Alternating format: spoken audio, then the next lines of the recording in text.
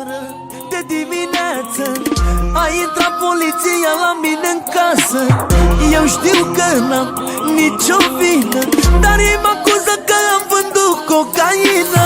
Mi-au devastat toată casa și mi-au speriat nevasta, dar nu m-au găsit pe mine și m-au dat în urmă direct. Domnilor mascați, sigur mă confundați, eu nu simt de vină, n-am vândut cocaină. Mă jur în fața voastră, noroc să nu mai am, dacă am vândut vreodată nici măcar un gram. Domnilor mascați, sigur mă confundați, eu nu sunt de vină, n-am vândut cocaină. Mă jur în fața voastră, noroc să nu mai am, dacă am vândut vreodată nici măcar un gram.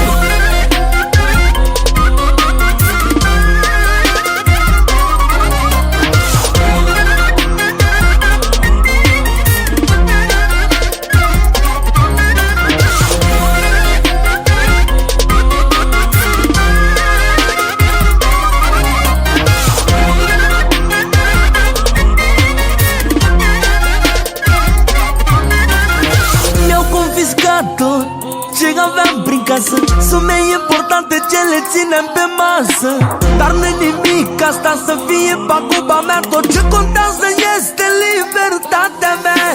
La mine în casă, într-un sertar, în dormitor la mine mi-au găsit un gram. Am inima ruptă în două, să mor eu dacă știu cum am ajuns acolo. Domnilor mascați, sigur mă confundați, eu nu sunt de vină, n-am vândut cocaină.